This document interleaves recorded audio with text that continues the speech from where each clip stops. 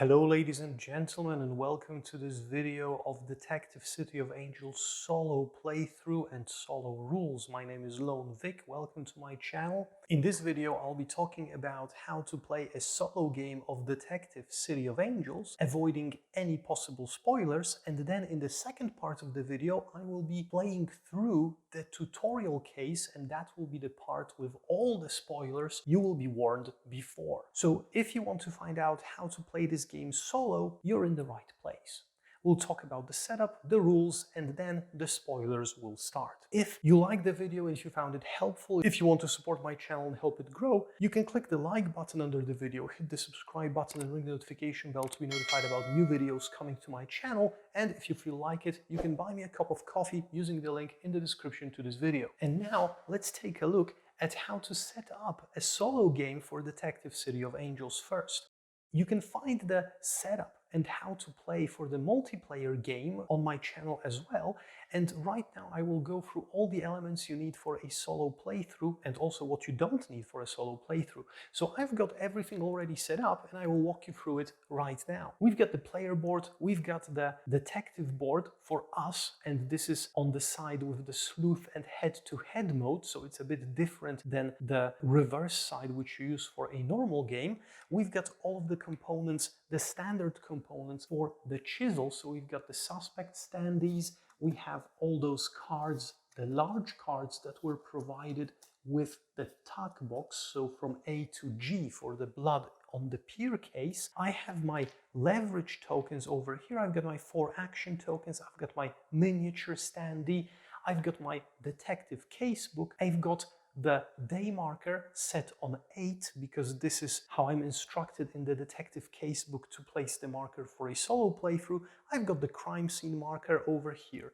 And that's it from the things that you require for the game on the basic level. You don't need the money tokens, you don't need the snitch tokens for you, you don't need the solve token for your player, you don't need the knowledge markers, you don't need the evidence removed cards that are provided with the game for the Chisel. You can return all of those things to the box. From the tuck box for the case, you do not remove the cards, the square cards with the answers to questions called the response cards, and you don't remove any small dimensioned cards, which are the search cards, the location cards, or whatever. So you only remove the larger cards, which can be special cards or mystery cards, or those A, B, C, D, E, F, G clue cards or case cards as they are called. So not all of the components will be used for a solo play. Additionally, you need the sleuth casebook that is provided with the game, and you need the search grid and question grid with the proper case name. And you also need, from the new components, 3 stress markers that you place on your player board, gray side up, and also the final guess token, which lands on this final guess space on the turn track. And this is how the setup for a solo game differs from the multiplayer game. Now, when it comes to the game itself, it looks very similar with the general idea. So you start with your detective on any police station, you go through the case, uncovering the cards as you go through the description, placing the suspects and so forth and so on. But you have a limited amount of actions that you can choose, or types of actions you can choose during your turn, and you won't be able to use your money for anything. So first things first, the move action doesn't change completely. That's one thing that's constant in this game. The search location action, however, will refer you to the blood on the Pier search grid. You will identify the number of the location you are searching over here, take a look at the corresponding paragraph, find it in the sleuth book, read the answer, carefully not reading anything else near it, and that's your search location thing. Search the suspect also happens based on the search grid, but you've got the numbers for searching the suspects over here. And the last action that you will be doing is the questioning. And questioning looks basically the same as in the multiplayer game on its base level, because you will still be questioning one of the suspects about one of the cards that you have knowledge of, so that will be flipped basically, and you'll be referred to a specific paragraph in the sleuth casebook. Once you decide which suspect you are asking and about what, you go into the sleuth casebook, find the appropriate number, you read the answer, and below the answer you will have information which says to challenge, turn to this and that number. So then it's your decision whether you want to challenge the answer because you think it might be a misdirection, or you think that this is the most useful answer, as in the multiplayer game. And if you decide not to challenge, you leave it at that, and this is your answer from this person. But if you challenge, two things can happen. If you challenge and you turn to the new paragraph and it turns out that your hunch was correct and this was not the most helpful or useful answer and your challenge is okay, you place the leverage token as usual below the suspect, and you'll be able to use this leverage token as in the multiplayer game in order to directly go to the most useful answer when asking another question. So basically you will open the question on the paragraph suggested here in the question grid, and you will directly move to the to challenge option to verify whether this was the most helpful answer or not, ignoring any instructions about gaining stress or gaining leverage after that. So you'll basically get only the most helpful answer. However, if you do not guess correctly when challenging, so if your challenge is failed, you will be told to flip one stress token to the colored side. Once you flip your third token, you move the final guess marker one space up on the day track, and then you flip all of your stress tokens back to the gray side. This means that you will have less and less days to solve the case. Also, you need to note down in your case grid which questions you've challenged during the game, because you can only challenge each question once, and this is to prevent people from farming leverage tokens basically in a solo game or exploiting the system in a way. And once the day marker reaches the final guess token, you are forced to provide the solution to the case. You can do it earlier if you want to, or if you know the solution, but once this happens, so for example, you had 3 stress tokens activated and this final guess token moved once up to here and then again, and this day marker meets the final guess marker, you will need to guess who the killer is, and if you do it correctly, you still win the game. And this happens also in a bit of a new way, because on the reverse of this sleuth casebook, you have the numbers of suspects for each case. You also have the weapon that you are choosing from A to whatever letter it can be on those case cards, and you also have the motive. You add together those 3 numbers that you are given, and this will finally provide you with the number of the paragraph that you need to read in order to find out whether you've guessed correctly. And if you did, you go to the Chisel casebook as usual and you can read the epilogue. Additionally, if you fail to solve the case when the marker meets the final guess marker, you go into overtime. You back up the day marker 3 days ahead of the final guess marker. You do not reset your stress markers, however, and the final guess marker will be able to move up again. But at the end of the overtime period, when the day marker reaches the final guess marker, you need to make a second guess the same way you made the first one. And if that guess is also incorrect, you enter the second overtime period. And if that overtime period is done and you didn't guess, the case goes cold. And if you managed to guess the case without any overtime, you're a hard sleuth. If you did it within the first overtime, you're a wise head. The second overtime gives you a palooka rating. And if the case goes cold, you are a sap, rube, and boo. So those are all the changes in the gameplay, guys, right now, without doing any spoilers.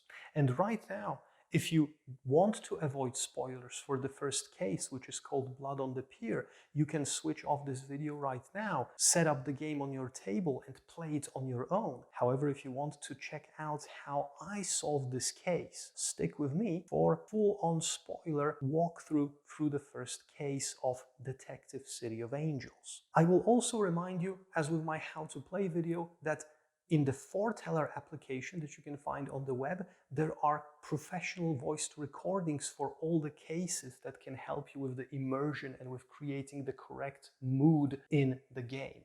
Welcome to Detective, City of Angels, Blood on the Pier. Last night, at the Horseshoe Pier, the primo hotspot to score dope down at the beach, some dame named Sally Foot got lead salad with no dessert.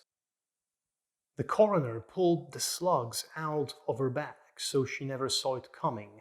2 men were seen fleeing the pier, one of them matching the description of Reginald D. DiCaprio. I'll bet anyone here a double sawbuck that the other man seen fleeing with D was his twin brother, Frankie DiCaprio, aka Dumb. Yeah, that's right. They called him D and Dumb.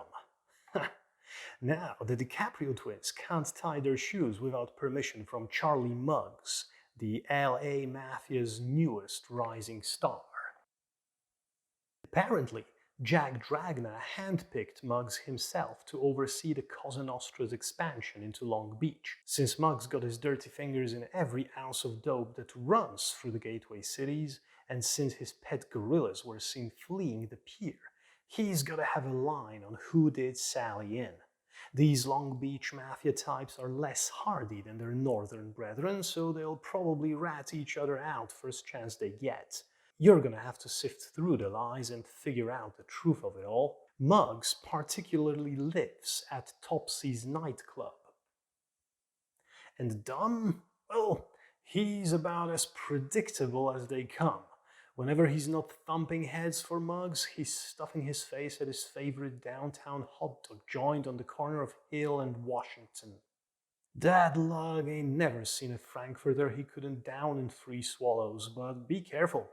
Dumb's a few clowns short of a circus, and he's probably packing heat, and that's a volatile combination.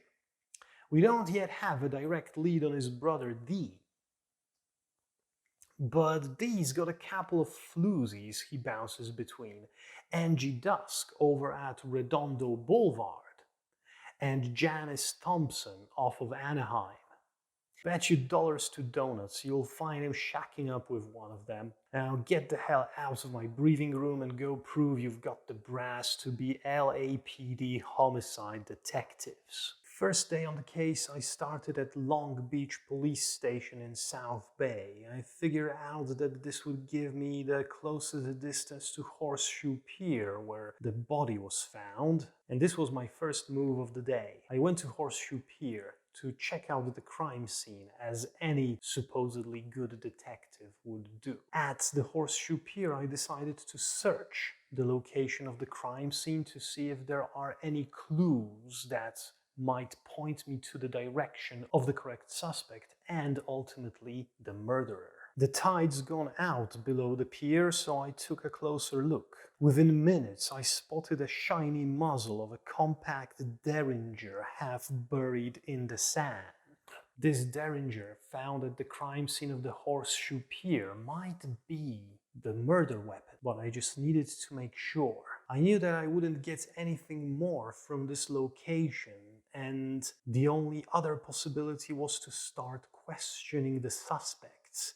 Now, I didn't know where D was hiding out, but I thought that it would be a good thing to start questioning with his less intelligent brother Dumb. At least I knew where to find him. So I took a little trip, first to the edge of central LA, and then to the location that Dumb was last seen downing a bunch of frankfurters. I started my second day on the case by questioning Dumb DiCaprio, who I found at a hot dog stand.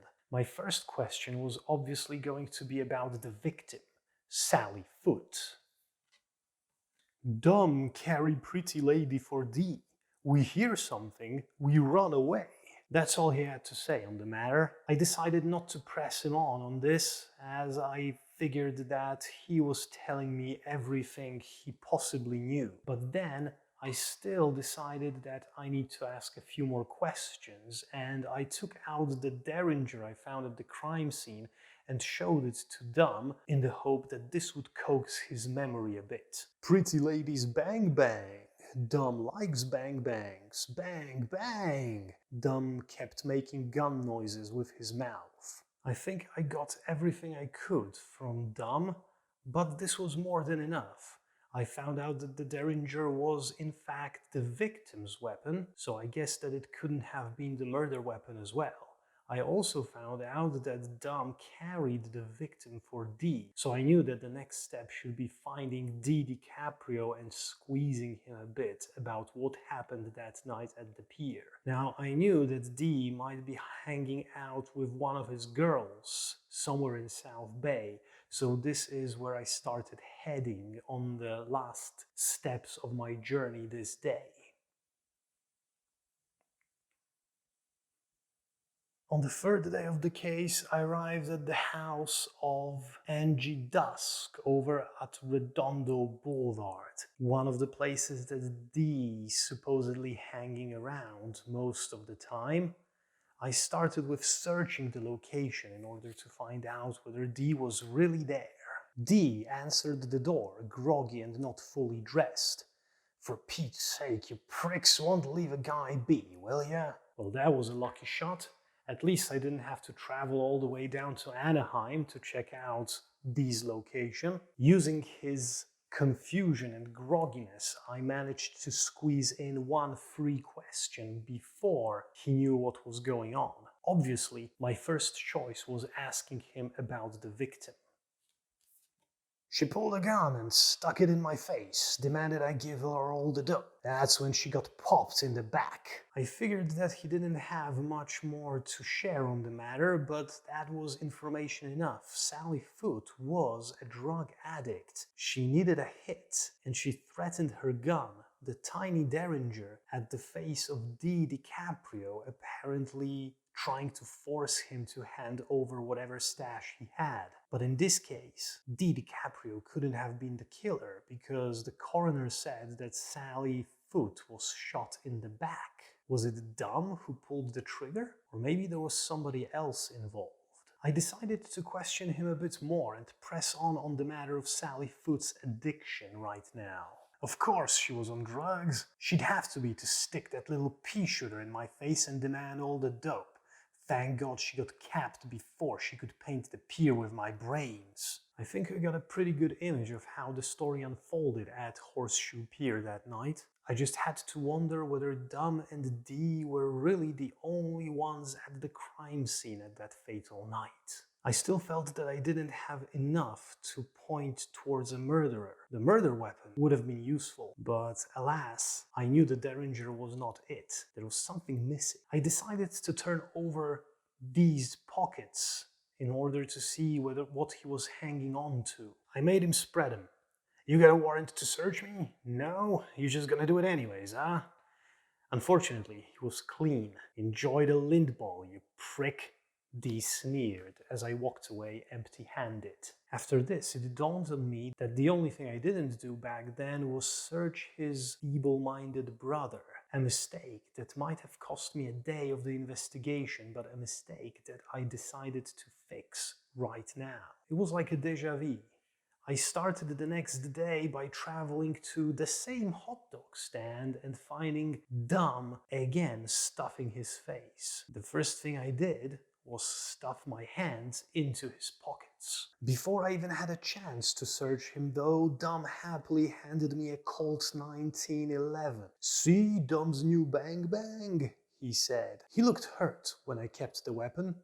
He clearly thought this was show and tell only. Now I had the Colt in Dom's possession, and I would bet anything that this was going to be the murder weapon. The only question was now who pulled the trigger. A few well-pointed questions would definitely give me the answer. I decided to start with Dom. Dom's eyes lighted up when he saw the gun I took from him just a moment ago. "Dee gave it to Dom. Dom likes bang bang. They make bang, big bang." I decided not to press him on the matter anymore. That information was quite enough. Dom was given the Colt only as a keepsake, or just to hide it over so that nobody else can find it, but Dee was the one who handed the gun to him. The other twin had some things to answer for. I decided to return to the same place where I left D on the previous day, which was the house at Redondo Boulevard. The next day arose when I knocked on Angie's door, and again, D was there. My first and hopefully only question was about the Colt that I found in Dum's pocket the day before. I was pretty shocked when that little dame pulled that big piece out of her handbag. What a nice little girl like her doing with a big gat like that. I knew Dee was lying. Dum already filled me in on the fact that the Derringer I found at Horseshoe Pier was in fact the gun that Sally Foote was threatening Dee with, so she couldn't have pulled the Colt out as well. Unless she was double packing, and that, I think, wasn't the case. I decided to press him on. I pointed out how painful it would be to get hit in the head, repeatedly. Dee changed his story very quickly. Ah, geez, you took that off of Dum, didn't you? Well, it ain't his and it ain't mine. So you do the math, detective, 'cause that's all I'm saying. That answer gave me some leverage over D. However, I wasn't quite sure I would be able to use that anytime soon, as there was a clear picture painting in my head. D was being threatened by Sally Foote, who was strung out for another fix. She was threatening him with the Derringer, and as it was mentioned before, she got capped in the back by somebody else. It wasn't Dum. He only helped carry the body. It wasn't D. He just told me this himself a moment ago.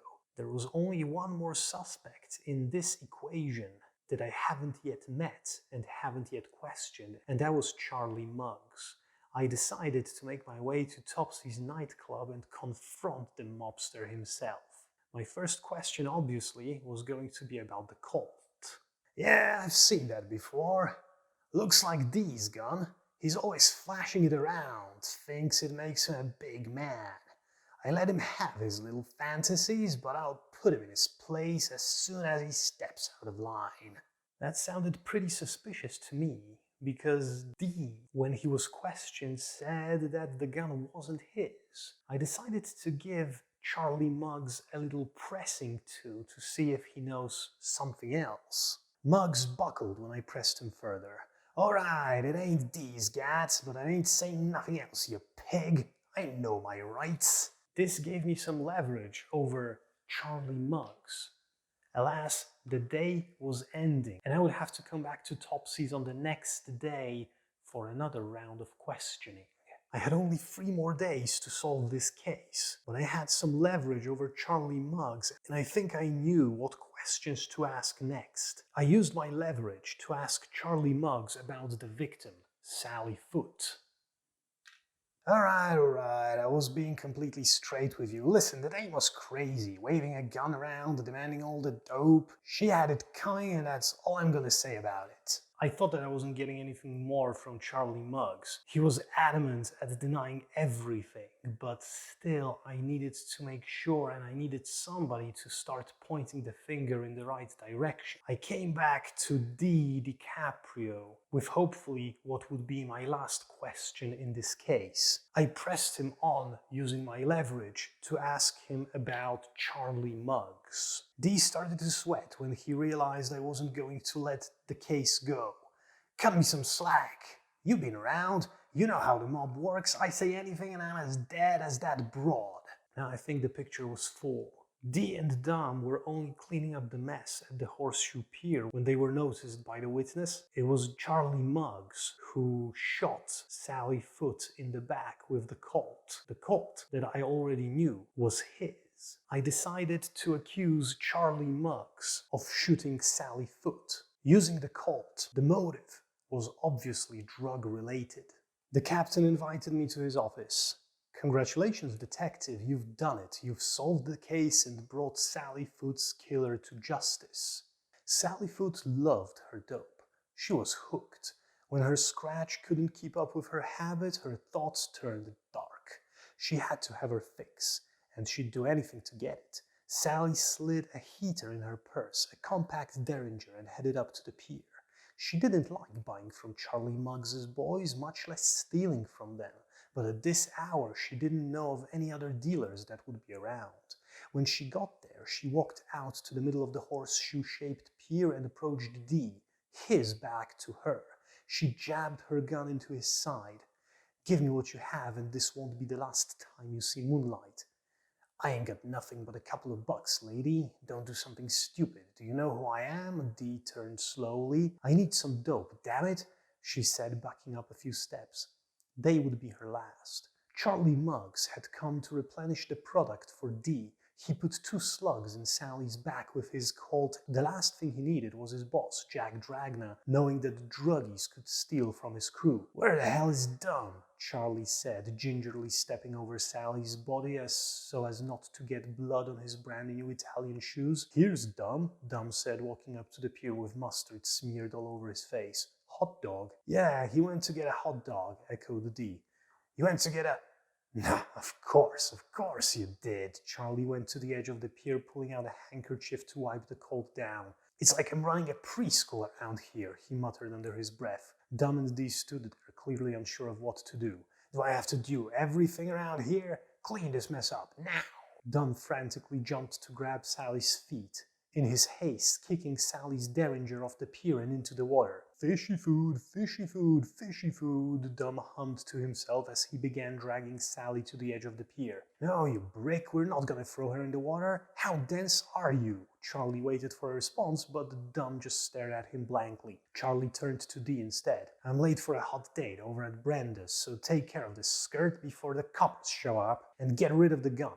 He handed Dee the Colt. "Make sure the dunce doesn't screw it up this time, Dee, capiche?" Charlie turned and left before Dee had a chance to answer. "Shiny bang bang," Dom said, looking at the Colt in Dee's hand. Yeah, grab her and we'll throw her in the car," Dee said, getting a grip on Sally's arms. Dom, however, was a bit distracted. "Shiny bang bang," he repeated.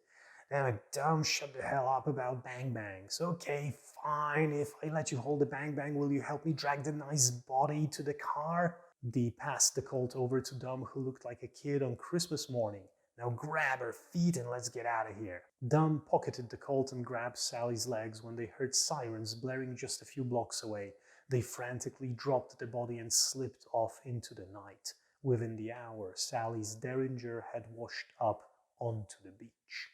Well guys, this is it. 3 days left until the final guess. Zero stress. The gumshoe introductory case solved. I hope you liked the story. I hope you liked the presentation.